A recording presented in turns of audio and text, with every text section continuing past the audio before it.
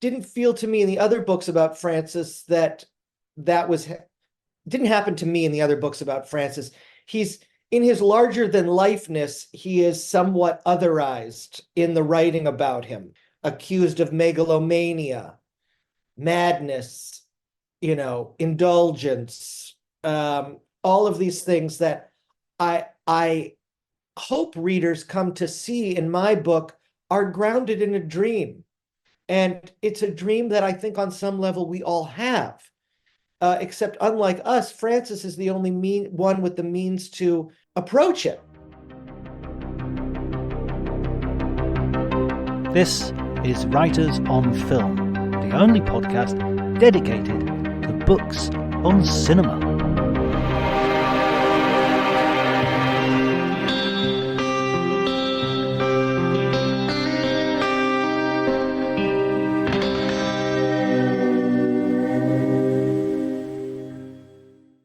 Hello everybody and welcome to Writers on Film. My name is John Bleasdale. I am a writer and film critic, and today I'm delighted to start 2024 with a new book by Sam Wasson. We're going to be talking about A Path to Paradise, a Francis Ford Coppola story, or Coppola, I should say, actually. I mispronounce his name all the way through this podcast, so apologies for that. This is the third time he's been on Writers on Film. He was here with his book, The Big Goodbye, his book about Chinatown. He was also here last year with Hollywood and Oral History, a book he co-wrote with Janine Basinger, also a friend of the podcast and a former guest. If you enjoy the episode, please remember to like. You can follow me on Twitter at Drjonty, DRJONTY.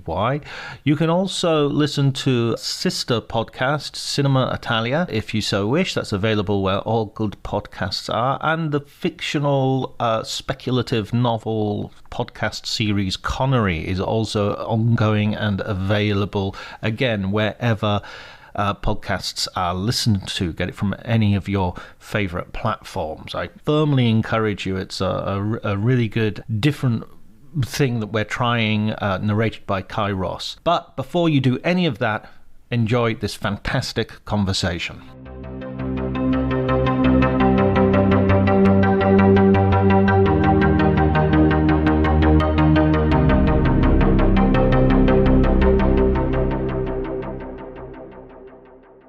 I put on my Goodreads review that this reads like a novel that Francis Ford Coppola would option. Oh, great. Oh, that's so good to hear. That's great. That's wonderful. Thank you, John. Thanks for posting a review. That's so good. It's a super book. And I thought and this was a book that I sort of thought, I know about this period. I know about Coppola. Right. I've seen the Eleanor Coppola documentary. I've read the notes of for the making of Apocalypse Now, and I've read, the Peter Biskind book about the period. So I know all about it. And then you read this book, and I read this book, and I thought, there's so much more. It's so deeper. There's so many things you go into. What was your sort of beginning point for this book? What was the bit that you said, no, this story hasn't been told properly, or not properly, but hasn't been totally told? Well, it was just that. It's that feeling that there's a hole in the library. And while Coppola has been written about for so many years, I mean, Coppola was famous, in as early as the late 60s because he was the first of that generation to break out of film school. So Coppola had been widely interviewed, and obviously the success of Godfather, Apocalypse. He's been a visible public figure for half a century. And yet all of the biographical material on him was really centered around him as the director of The Godfather. And I thought that was wrong. The Godfather is a wonderful accident in a career with a totally different trajectory. A career that is about Zoetrope, being a facilitator of films, an entrepreneur of films, and even a visionary of how we can live our lives. That's A. And B, his filmmaking career is I thought, a premised on a lust for spiritual discovery and community.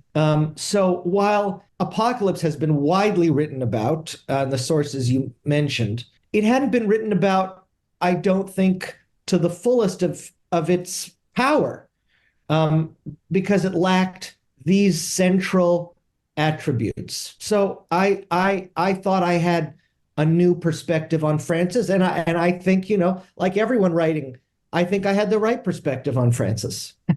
Exactly, yes. And you used talking about the apocalypse now as a sort of as a springboard, a jumping off point. You use it in a way which feels very filmic, because it's like the book is a series of flashbacks and then flash forwards, and you play with time in a way that reminded me actually of Godfather Part Two. That Right, we're going right, back to see De Niro, right, what he's doing, his rise to right. power. Yeah. Well, I wanted it to be a journey up the river into Francis, the way the Mm. movie is a journey up the river into Willard. And also, I wanted you to feel the tension and the stakes that Francis was feeling. A lot of times in nonfiction, I find that it isn't as emotional as life. And I don't think that does that. I don't think that's honest to history. So a lot of that has to do with structure and style, how to bring that emotion to the reader, and that was one of the ways that I thought of to do it. I think one of the things, one of the signs that it does that is it reminds me of like whenever you're a great work of art, whenever you're watching Hamlet, for instance, you want him to win the duel at the end and survive. You always have this glimmer of hope that surely he'll get out of this. Surely they were joking when they said tragedy at the Yeah, poster, and I think when you read history, it feels like, oh, it's very clear that we're going towards something that we already know has happened. And you lose that sense that this isn't an event in the context. This is the people who lived it as lived experience didn't know that this existed in a context which extended into the future. they didn't So know the ending. exactly, he didn't know what Yeah, Apocalypse Now was going to do. He didn't know right, Godfather Part Two or Godfather was even going right, to come along. And you really right. capture that sort of lack of that Oh, good, immediacy, you know. good. Yeah, no, I wanted you to also, as I do with all my subjects, I want the reader to walk around in their shoes and identify with them. And it didn't feel to me in the other books about Francis that was didn't happen to me in the other books about Francis. He's in his larger than lifeness, he is somewhat otherized in the writing about him, accused of megalomania, madness, indulgence, all of these things that I hope readers come to see in my book are grounded in a dream. And it's a dream that I think on some level we all have. Except unlike us, Francis is the only one with the means to approach it. So I wanted to reverse that myth of Francis as um, oh God, as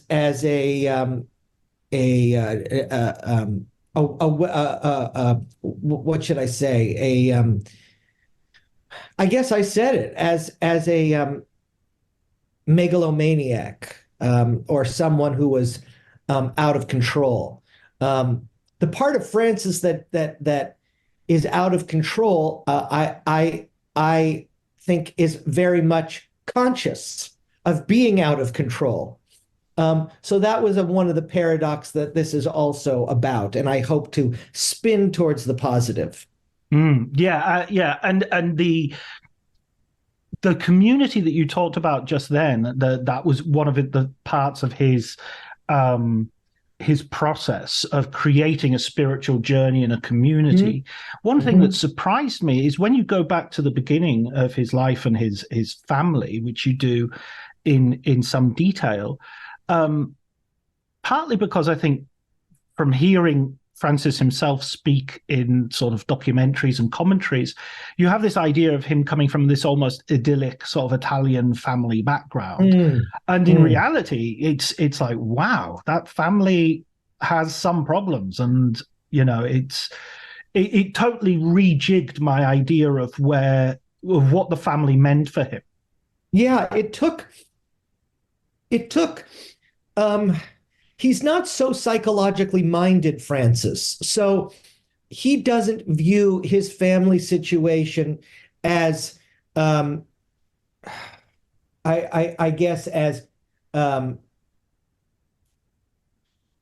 let me see, to try to find, as neurotic as I do. Right. And other writers haven't positioned it that way. Um, but I do believe there was neglect in the family. And also, I found it in journals and personal writings in his archives. You see sort of patterns of neglect if you can identify them as neglect. Part of what happens when you're children is that you justify the house that you live in growing up, and it becomes almost like a Stockholm syndrome to all of us. And you really need the point of view of a third person to come in and say, "Oh, that doesn't sound so loving." And there's oftentimes resistance to that. But I'm confident that that's the environment that Francis grew up in. And I thought it was very important in terms of how formative it was for his life and work to make that clear. Well, it makes the depictions of family and also his attempts to create a filmmaking family. Exactly, exactly. It shows it in a different light, surely, Mm-hmm. because it's no longer Yeah, recreating it. It's that's actually right. compensating for it. Or That's exactly right. And again, it's not The Godfather. This is the mistake that a lot of people make. A lot of people writing about Francis. No, it's not The Godfather.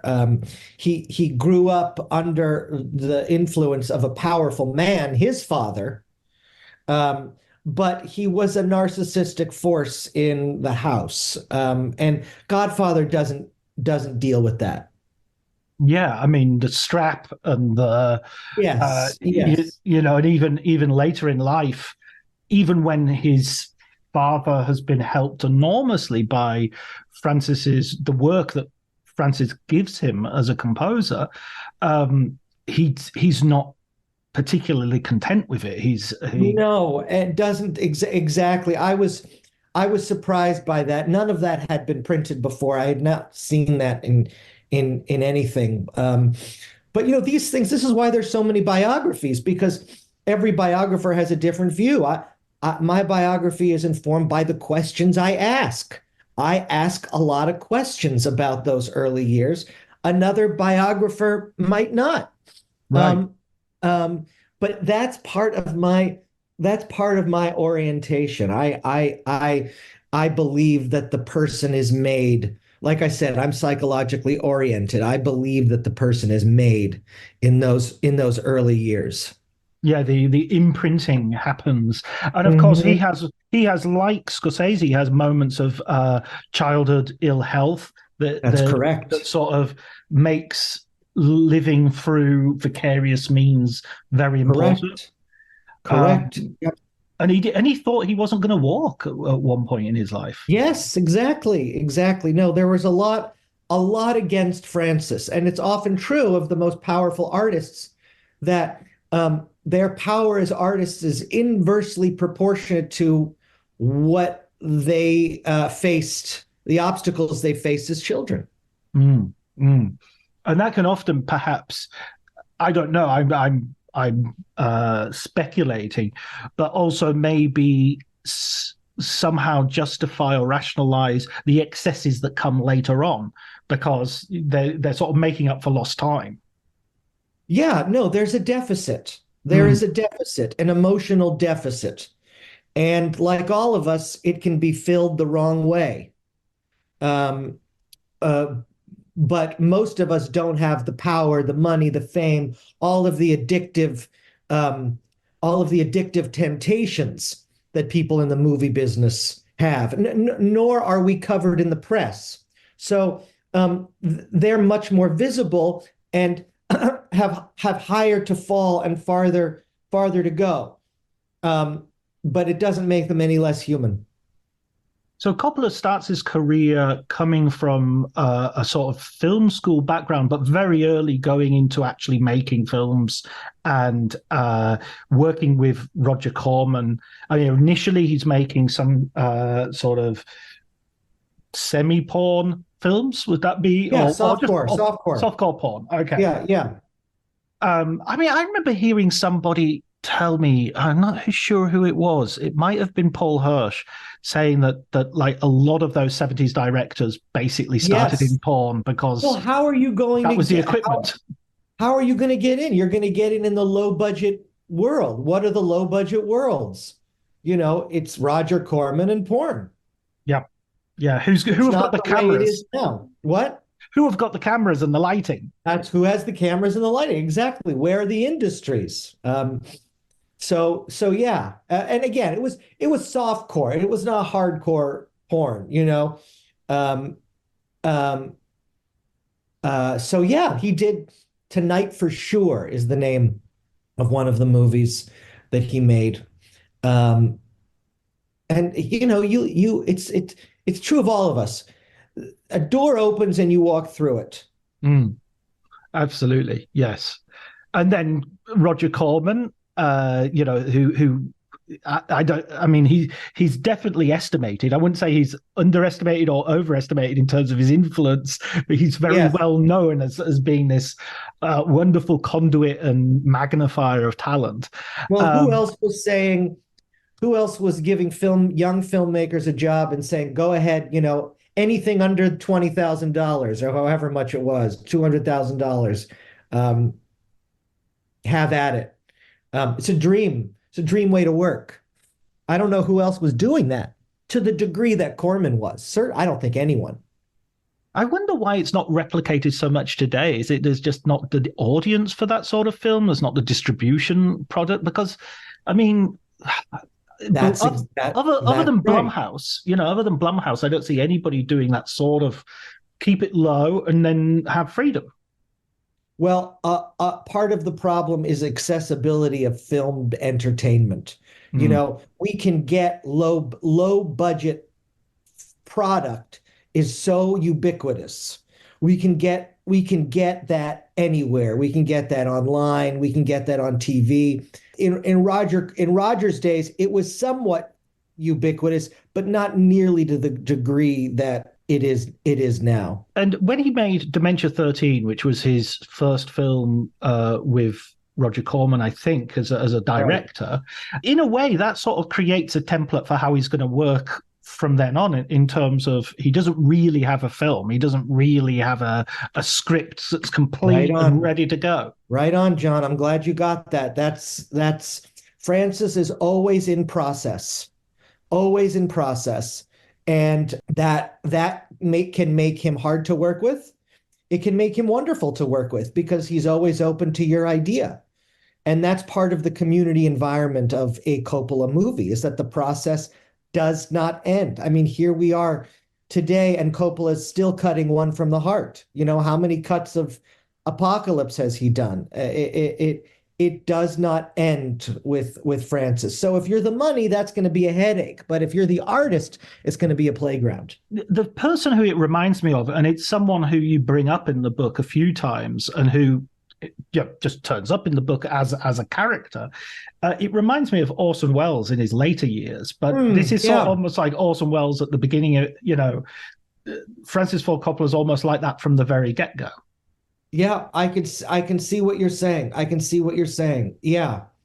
That's a great comparison. I didn't really explore that so deeply. Of course, the difference is Francis is trying to create in Zoetrope a whole world, a whole community. He's not just thinking of himself as an artist the way that Orson is. I don't put any moral judgment on that. That's who Orson was. He was an artist exclusively. Francis was an artist, and he was also a visionary and a world builder. All of these things, and also he wanted to revolutionize Hollywood. Orson had to run away totally and never come back. But Francis was always doing this back and forth dance with Hollywood. Yeah, I think with Orson Welles, you can look at him either as an unsuccessful Hollywood director or a very successful European director. It depends, it depends where you want to sit.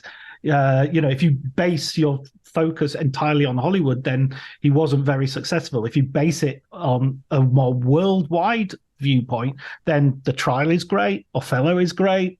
Right. And you have to ask yourself, what is success? Is it box office?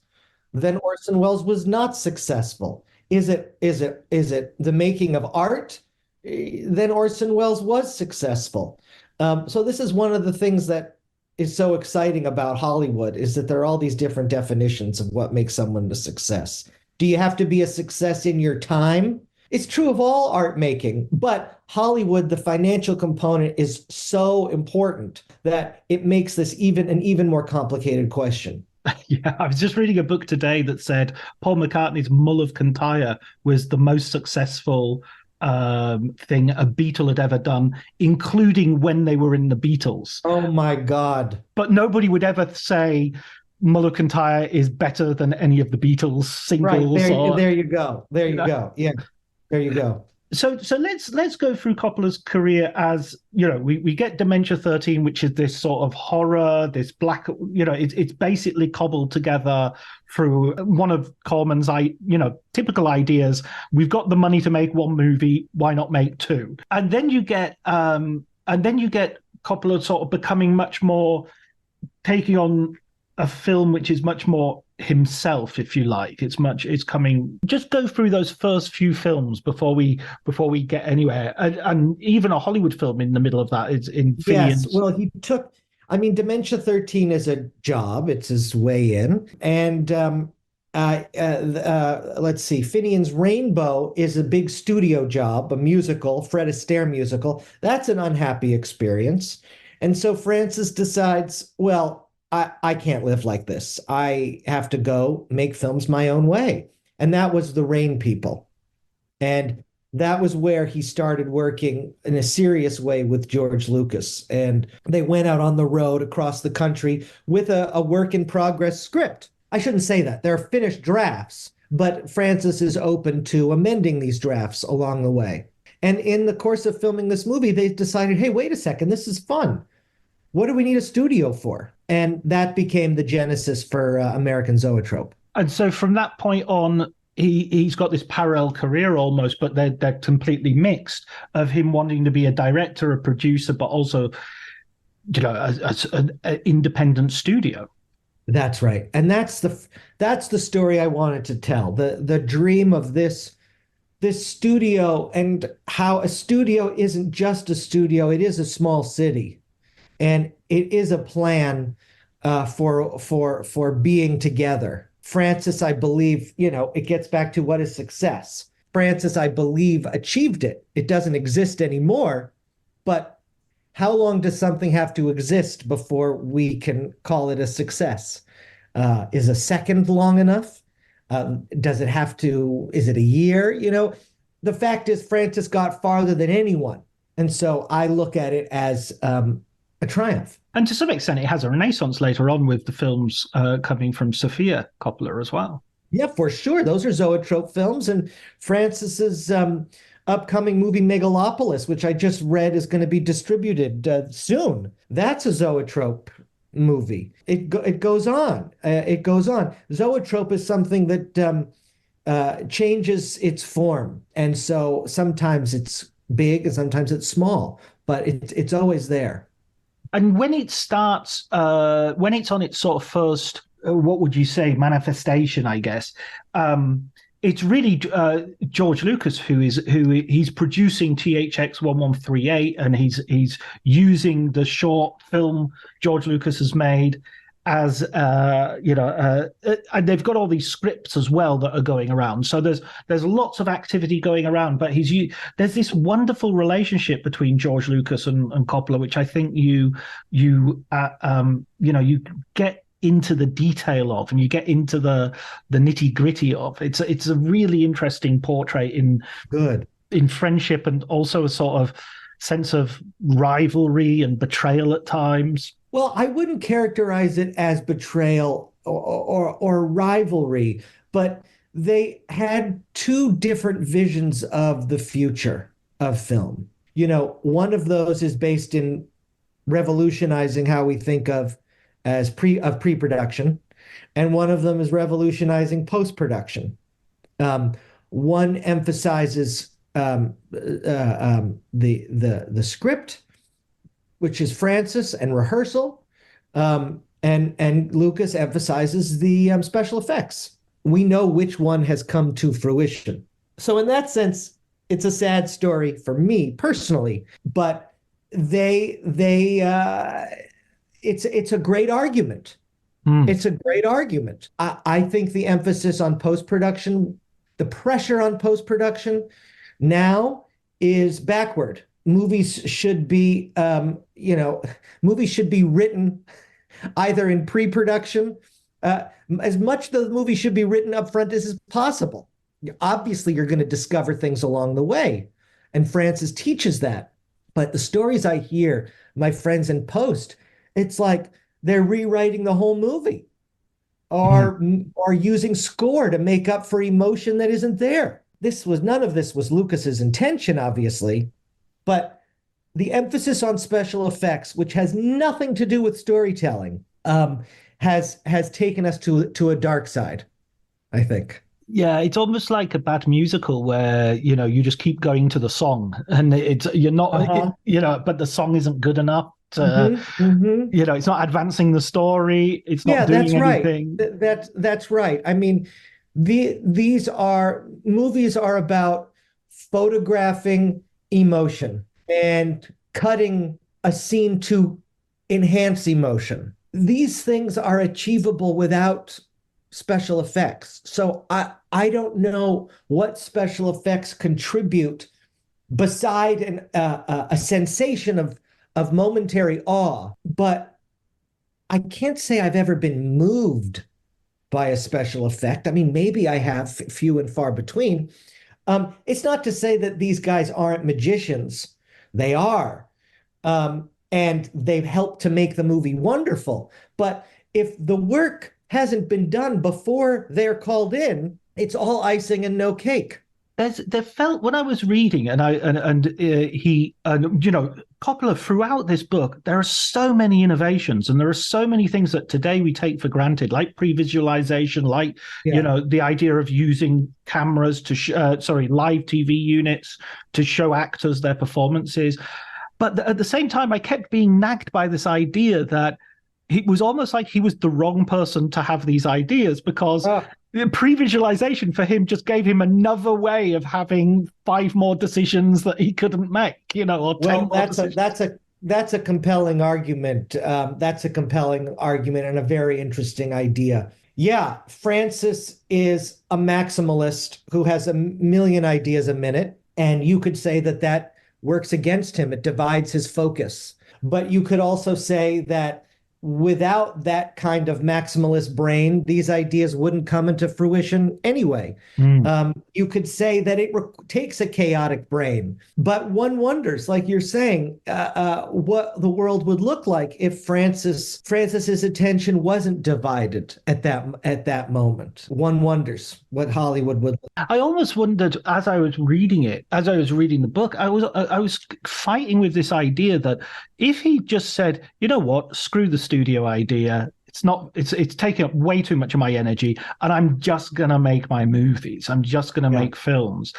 I mean, would he have even been able to, would the studio have been able to, would he have been able to work within the system, or B, would he have made many more films and been, would we have more Francis Ford Coppola films? Yes, we would. If Francis hadn't gambled on the studio and lost, we would have, I think, better movies. Right. From Francis Ford Coppola. The middle part of his career in the 80s is really Francis trying to stay afloat, and he's a journeyman director. I think that Outsiders is good, and Rumblefish is good, very good actually, but they're not distinguished movies. I don't think we could say that they could only be made by Francis Ford Coppola, but he he needed jobs. He needed jobs. What would the world have been like if Francis didn't need the job? If he had the freedom to make what he wanted to make? Well, it's hard to speculate because now that Francis does have the freedom and makes the films exactly the way he wants to make them, a lot of people don't like those movies either. and I'm one of them. So we don't know. Francis is an interesting case because he doesn't thrive, I don't think, with too much freedom. He also doesn't thrive with too much restriction. And, if he had worked within a studio system, he might have, if he had worked happily within a studio system, who knows? Who knows? But he was always, it was either too much or not enough. Looking at those amazing films from the 60s and 70s, looking at The Godfather, The Conversation, Godfather Part 2, I love the way you describe him. Almost the conversation almost seems like he's just sort of tossed it off in the, in his meantime. And yet is one, is appearing on everybody's best films of the year list alongside Godfather Part 2. And then Apocalypse Now, as difficult as the production of that film is, it is one of the best films ever made in my view. And looking at those, it feels so frustrating to read about the behind the scenes and feel how much he was being sabotaged and how much people like Marlon Brando, he's demanding so much money. It's just like, Brando, man, you've got the money. Yeah. You don't need it. Give him a week for free. Give him a week for free. What else are you doing? What else do you need to do? Actors have a tendency to see themselves as the center of everything. So I don't think Brando was any different. But that's my view of Brando. Francis was adamant that he had a great time working with Brando, and that this has all been overblown of Marlon causing him difficulty. I don't think Francis, having done the interviews and having gone through the records, I think Francis is remembering it slightly differently. But this is what makes book writing a challenge. So yeah, I have the same view of Brando that you have. Definitely. So The Godfather comes along, as you say, as a sort of very atypical. I mean, he's hired as a director. He doesn't want to do it. It's very reluctant in terms of the material. He doesn't feel that he's doing something that is going to be like his personal film, and yet it becomes this huge success. Talk us through how that takes place, in your opinion. Well, I mean, he put himself into it, and The Godfather, the book is not what he filmed, and also he had Gordon Willis to give him restrictions that he needed. So that was, I think, a secret weapon, definitely. You describe Gordon Willis as recalcitrant, I think is the word you use. Well, Gordon Willis, yes, of course. Famously so. The movie has been so analyzed and talked about. It's never any one thing. But what I've learned about the way Francis works makes me more inclined to position Gordon Willis as a saving force of The Godfather. And someone who gave Francis real discipline. And I think the movie has a discipline that you don't see in Francis's other work. And that's from Gordon Willis. And so I think that's what I would add, or what I would emphasize about The Godfather story, The Godfather's success. And then, of course, he has the conversation, which it's really compelling, your argument that this is really an autobiographical film, that this is about the boy who thought he couldn't walk, the boy who felt he was ugly, who didn't feel loved, who couldn't have relationships except through a sort of voyeuristic, vicarious, film director style. And that just feels really that feels like a really interesting take on the film. Right. I mean, this goes back to why I wrote the book. When you place Godfather at the center of Francis, then and which is all about family, then you miss what the conversation is about. But in fact, the conversation, which was Francis's dream project long before the Godfather was never a dream project. So when you come to that fact, you have to look at Francis's emotional base not being family, but being loneliness. And and family was the antidote to that. So there's a level deeper than family, is what I'm saying. And you get that in the conversation. Coppola mentions early on, later on in the book, he mentions that, or maybe you comment on it, that he's not very good with women. His women don't turn out very well. In Kay's character is wonderful, but that's partly because of Diane Keaton much more than. I was thinking about it in terms of that whole roster of 1970s directors. Scorsese, Lucas are either uninterested in women, or they're Princess Leias, or they're Sybil Shepherds, or they're unapproachable. And even going forward to Apocalypse Now, Kurtz is running away from his wife, and there's a what a great point. Yeah. And also on that set, that making of, and I think this is something that is very brave about the book, and what I want to ask you a bit deeper about this as well, is you don't shy away from the fact that Coppola's marriage is going through tremendous strain during this, and Coppola himself is behaving in a way which has sort of previously been a little bit, let's say, passed over, or boys will be boys, or what do you expect, it was the 70s. And you actually go into the mistreatment of Eleanor Coppola, the infidelities, in a way that isn't sort of salubrious or exploitative, but at the same time is like, no, these are human beings who are doing bad things to each other as well. I wouldn't say, I mean, Francis was unfaithful, and it is relevant to my story because he's going to make a movie called One from the Heart, which is about a couple in a long relationship breaking apart and coming back together. And because Francis looks at himself, like I said, it's a spiritual adventure. Francis looks at himself when he makes a movie. It's, I think, essential to look at the marriage as you approach One from the Heart. And so that was a story that I was working on all the way through the book, and hopefully pays off in the end. But yeah, this generation is young boys. The figures that you mentioned, they don't deal with women. I would say that Bogdanovich does. I do think JC is, even though a girl, she's dimensional, and Peter grew up and made, movies with other women, real women.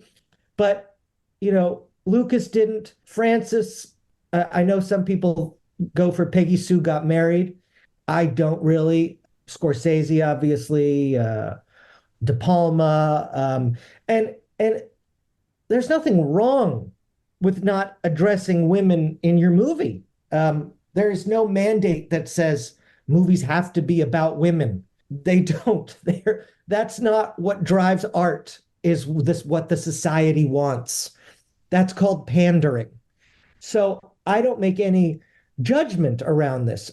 I only note as a historian that our spiritual godfathers, this generation, never seem to have grown up. And I have to believe, as someone who believes in Hollywood's power to make our lives better, that has had not a nurturing influence on the culture, especially when you contrast it with the way Hollywood used to be, which was love stories, all about love stories, and romance. These guys aren't, and that's okay for them. I wish. I don't know how okay it is for me, but it's their prerogative as artists. Yeah, yeah. I mean, it speaks of something to the 70s, to that moment, to masculinity at a certain point. But as you say, any one filmmaker or any one film doesn't have to necessarily go around ticking boxes in order to be. And I think it's kind of fascinating for what it leaves out anyway. I mean, it is fascinating to see, all these men who go to war in Vietnam. It is a largely masculine experience. It's difficult to think about. I mean, that's one of the deprivations. Right. Now, there are also other filmmakers of the era who gave us terrific women: Polanski, Mazursky, Woody Allen. They're Cassavetes. Yeah, I was going to say Cassavetes. That was on. Yeah, these filmmakers are there. I'm thinking of Wanda, which was directed by Barbara Loden. Exactly, as a really standout example of her. I suppose Scorsese as well, with Alice Doesn't Live Here Anymore, is a really strong contender at the very beginning. Yeah, right. Yeah, you could say that. You could say that. Yeah. Yeah. And Boxcar Bertha. I forgot Boxcar Bertha, of course, right at the beginning. Yeah. I would skip over that one, but Alice, yeah. But it is a great question. Have we been influenced by boys? Have these men grown up, and have we look at the movies that are out now? What is Oppenheimer but a boy's movie? I think a lot of these movies are not for adults, and I implicate the women in that too. Barbie. So I think it really goes both ways. Who's the audience? It tends to be young people. We can sway young people more than we can adults, so they become the audience. It's a big question. I'm not sure if it was Robert Altman or Paul Schrader who said. Robert Altman, of course, is also a great director of women, who said, did we have better films back in the 70s? No, but we had better audiences. And it was that made the difference, that the better films got the bigger audiences. Nowadays, we have great films, but they don't necessarily translate into a mass audience. They're there if you want to find them, but they won't necessarily be the ones at the top of the box office. Well, I take an even more cynical view. I think they did have better films. I think they did have better films. Yeah. Unnecessarily self-deprecating on the part of a 70s director, perhaps.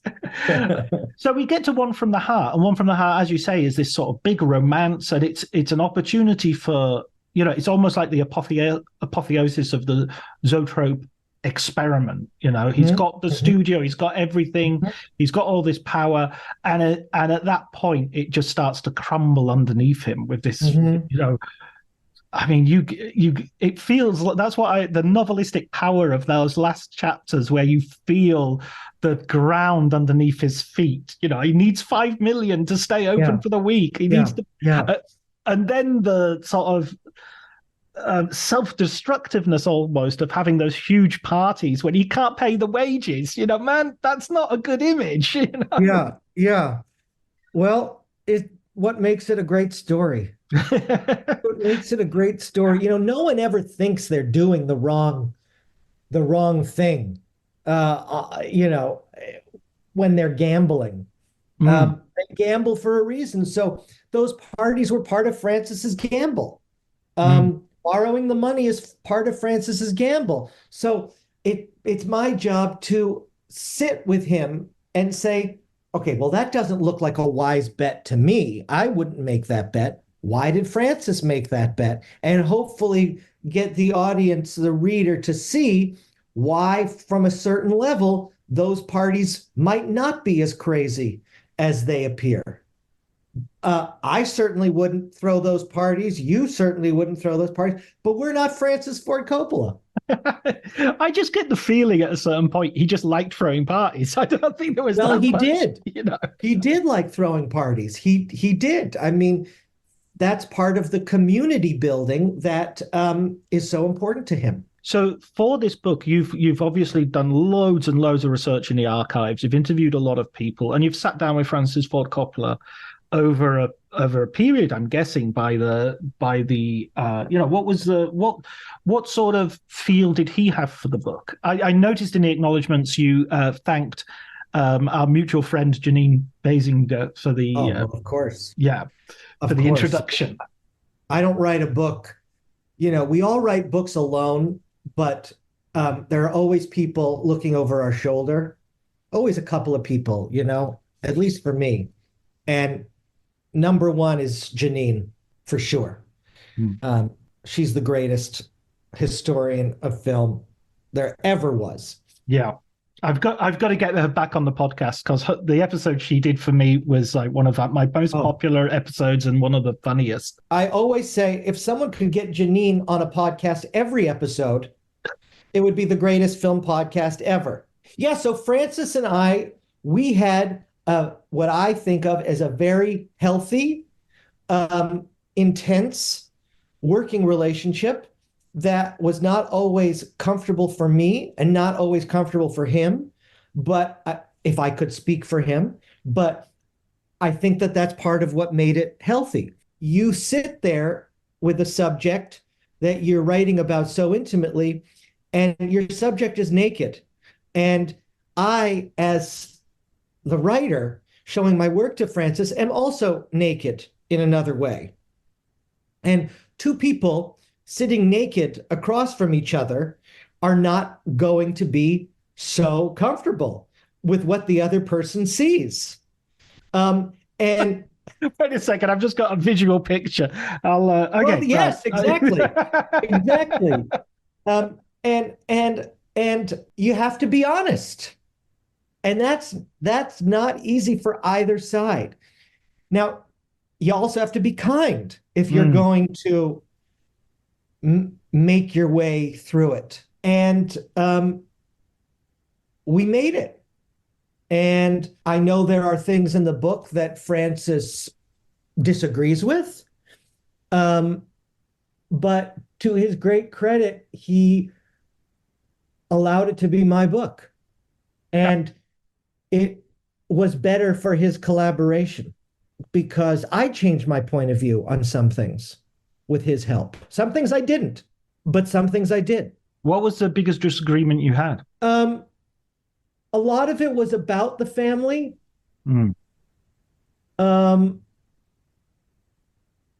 I think Francis would have liked me to distribute more credit to his collaborators, which is a generous impulse.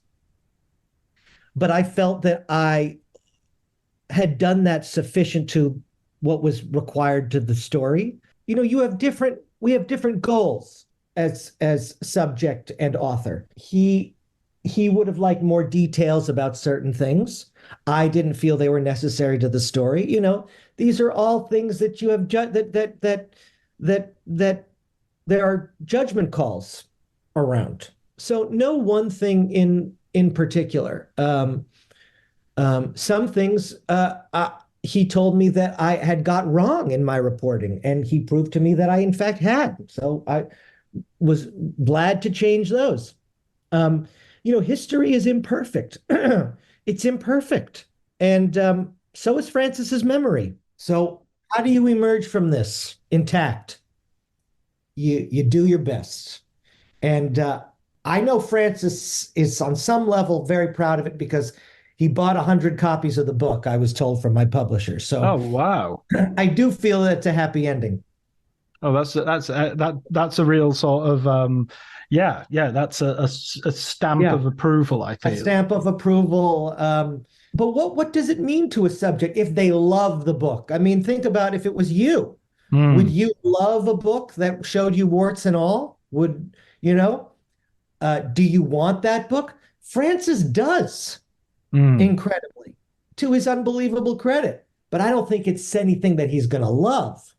I think it's something that he's going to understand. I think I mean, just from my perspective, if you wrote a book about me like this, just imagine that for a second. I would love the fact that somebody had taken the time to write something that was just so well conceived and well written. You know what I mean? I read a lot of film books, and anybody who comes on this podcast, they're always brilliant. I'm not gonna upset anybody, obviously, but there is sometimes they're brilliant because of the information you get. Sometimes they're brilliant because of I didn't know this, or this was an unexplored area of film, or this is a new perspective. They're not always brilliant because of the writing. You know, they're not always brilliant. The level of the writing sometimes is just not even relevant. It's just like, no, it conveys what it needs to convey. But the writing is so good, and the organization of the story is so compellingly told. Thank you, John. That I honestly think you could read this and be the subject and just almost disassociate yourself. Yeah, exactly. As a book. You know? Well, that's great praise. Thank you so much. I think it's easier said than done. But I really appreciate that. And it's important to me to tell a good story. Why else pick a subject? When you're writing biographically, when you're writing critically, it's not really your job to tell a story. It can be, but it's not necessarily your job. When you're telling biography, there has to be a reason you're telling it besides the work.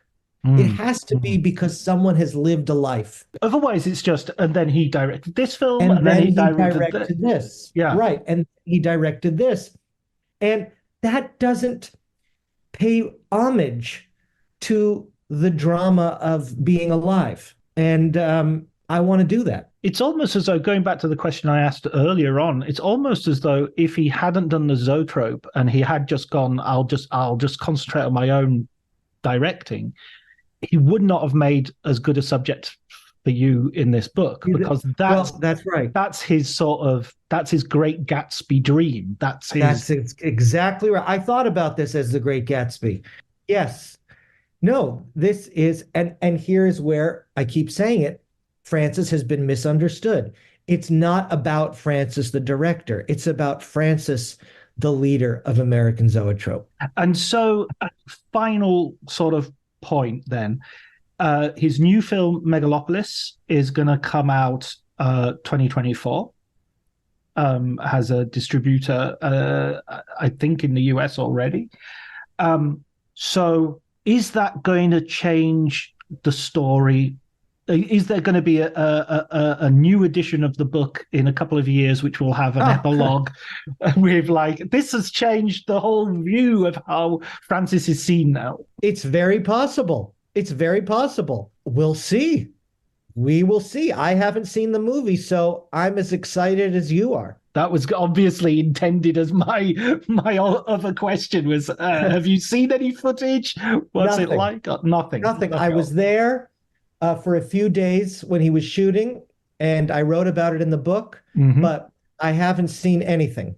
Right. And I don't think anything has come out about it. There was a recent report, some bad press coming out, but that just sounded like the sort of usual scuttlebutt that you get on any big project that's been going on for a long time.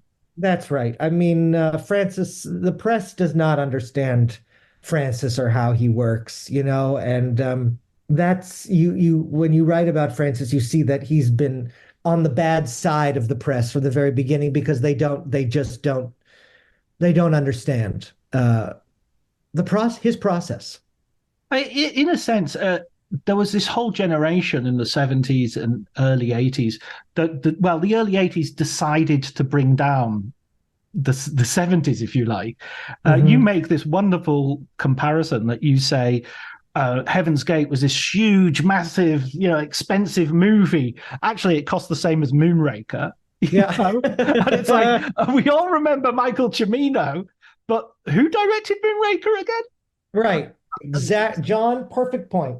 Perfect point. No, the public's view of Hollywood finance is so skewed by their own prejudice against Hollywood, their own envy, jealousy of Hollywood, and by the way the press writes about it. They don't know simple facts like this. So part of my job is saying, hey, wait a second. That's not true. That's not true. That's rumor. That's gossip. That's hyperbole.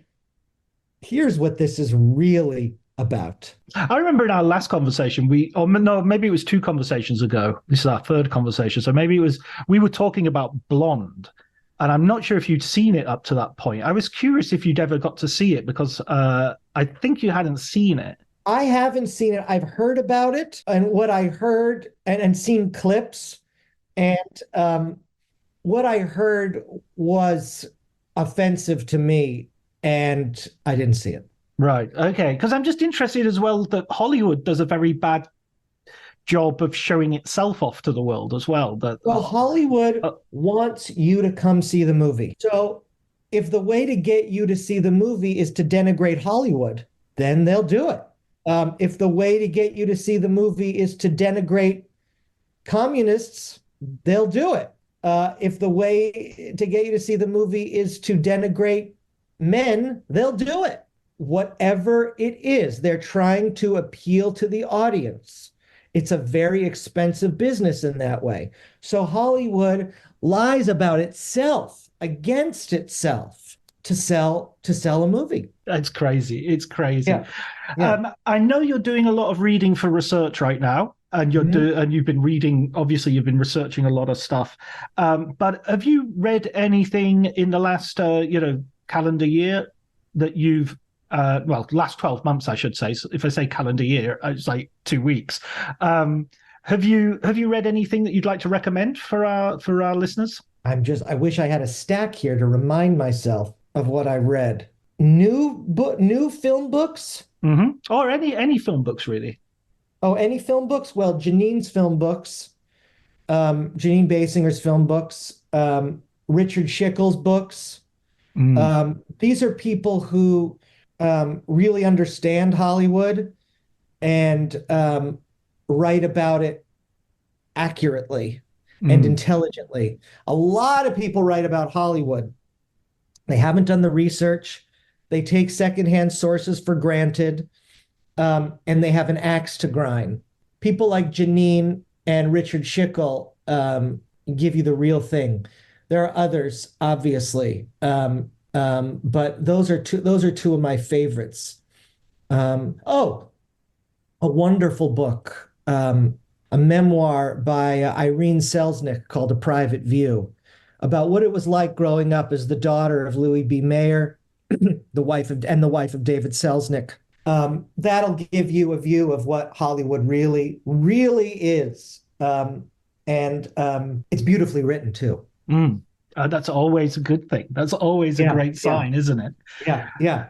Well, listen, Sam, that's absolutely brilliant to talk to you again. I love the book as I think I made clear. The long goodbye, not the long goodbye, the big goodbye. The big goodbye, right? Yeah. The big goodbye. We had you on for. Then we had you on for Hollywood and oral history. Now we've had you on for Coppola. And it's just I can't wait until you release your next book. Have you got anything you're working on that you can talk about? Frank Capra. Oh wow! There you go. Yeah, Frank Capra. Yep. Oh my word. Okay, that's going to be a good one. It'll be years. Right. I really got to take my time with this one. There is a lot to cover. Right. Yeah. A biography? Some kind. It might be an unconventional biography like this one. Mm-hmm. I don't think it's going to be soup to nuts like the Fosse biography was. I was going to use exactly the same phrase. Is it going to be soup to nuts? I don't think so. Yeah. Brilliant. I'm really looking forward to it, Sam. And yeah, well, hopefully we'll have you on for that, if not before. I would love it anytime. I'm so grateful for what you're doing. Brilliant. Thanks so much, Sam. Thanks, John. It's always a pleasure.